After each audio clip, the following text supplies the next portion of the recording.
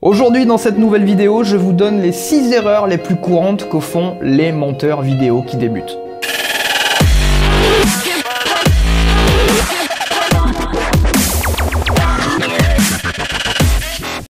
Rassurez-vous, la plupart de ces erreurs, je les ai aussi faites quand j'ai découvert le montage vidéo à l'époque avec des logiciels grand public. J'ai fait plein de bêtises. Et c'est justement ces bêtises que je veux pointer du doigt aujourd'hui pour que vous les évitiez à tout prix.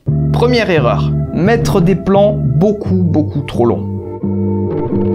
Cette erreur est souvent due au fait que les monteurs qui débutent le font souvent avec des plans qu'ils ont eux-mêmes pris et qu'en tant que monteur débutant, vous êtes aussi peut-être cadreur, caméraman débutant et réalisateur débutant. Et il y a des choses que forcément, vous ne savez pas.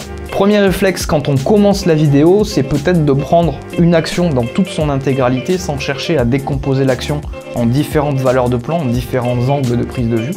Et forcément, quand vous vous retrouvez avec un seul plan au montage avec une action, eh ben vous n'avez pas le choix. Il y a un langage cinématographique à connaître, il y a des valeurs de plan qui peuvent vouloir dire des choses, il y a des angles différents aussi, une plongée, une contre-plongée, ça peut vouloir dire des choses complètement différentes. Et tout ça, vous ne le savez pas. Si la même action, vous l'avez prise de différents angles, ça vous permet non seulement peut-être de la raccourcir, mais aussi de rythmer encore plus votre montage. Deuxième erreur, ne pas prendre assez de recul sur son travail. Quand vous restez beaucoup trop longtemps devant votre timeline et que ça fait des heures que vous travaillez sur le même projet, vous n'avez évidemment plus le même regard neuf que vous aviez quand vous l'avez débuté. Et c'est bien normal. À la fin de la journée, vous avez les yeux complètement explosés, quelques cellules qui ont sûrement un peu grillé, et du coup, quand vous regardez votre projet, vous avez l'impression que vous avez fait le truc le plus génial du monde.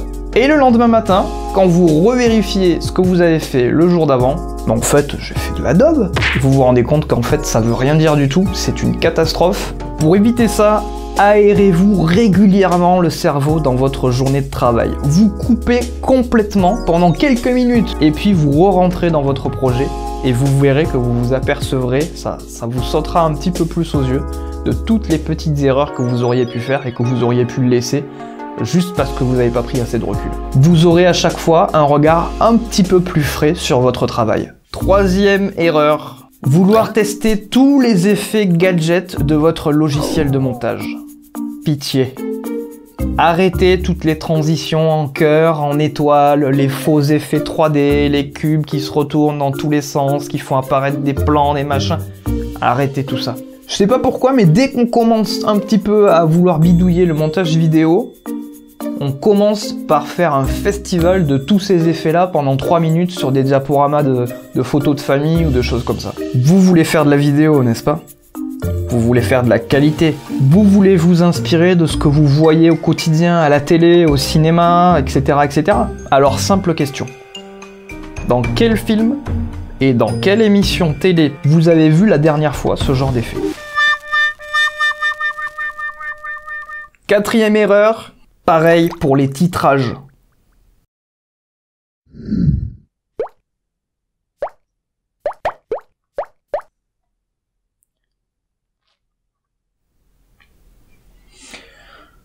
Des fois, l'originalité, ça peut friser un petit peu le mauvais goût.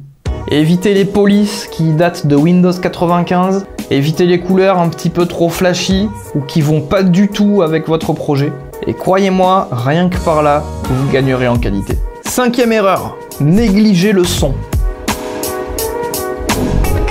On a toujours tendance à sous-estimer le son. On croit que c'est moins important que l'image. En fait, c'est tout l'inverse. Beaucoup de pros de la vidéo vous diront qu'en fait le son c'est plus de 50% d'une vidéo. Que ce soit pour la communication du message, pour faire passer des émotions, pour installer une ambiance, le son c'est ultra important. Et rien qu'en travaillant un petit peu plus cette partie-là, vous allez déjà passer au-dessus de beaucoup d'amateurs qui le négligent complètement. Avec un peu de travail sur les bruitages, une bonne sélection musicale, un bon sound design, vous n'aurez aucun mal à faire mieux. Sixième erreur, ne pas utiliser des médias d'assez bonne qualité. Beaucoup de diaporamas vidéo qui sont faits donc dans des logiciels de montage avec des photos et des vidéos de très mauvaise qualité. On zoome à fond dans des photos, on voit des pixels énormes, c'est super moche. Une règle simple, si quand vous importez votre photo dans votre timeline, vous êtes obligé de modifier l'échelle pour que la photo couvre tout l'écran, arrêtez tout. Il vaut vraiment mieux pour votre projet trouver une photo de bien meilleure définition. Évidemment, c'est exactement la même chose pour des vidéos. Prenez des vidéos d'assez bonne définition quand vous travaillez. Ne zoomez surtout pas dans vos médias ou alors de manière extrêmement limitée. 10% ça devrait être un maximum. J'espère que cette vidéo vous a plu. Et si vous avez aimé cette vidéo, n'hésitez pas à la partager et mettre un petit j'aime et évidemment à vous abonner à la chaîne. Je vous rappelle que si vous voulez encore plus de conseils sur le montage vidéo, n'hésitez pas à télécharger mon guide PDF où je vous donne 15 conseils pour des montages vidéo plus pro. Il suffit de vous inscrire, c'est gratuit. Sur ce, je vous dis à très bientôt dans une nouvelle vidéo.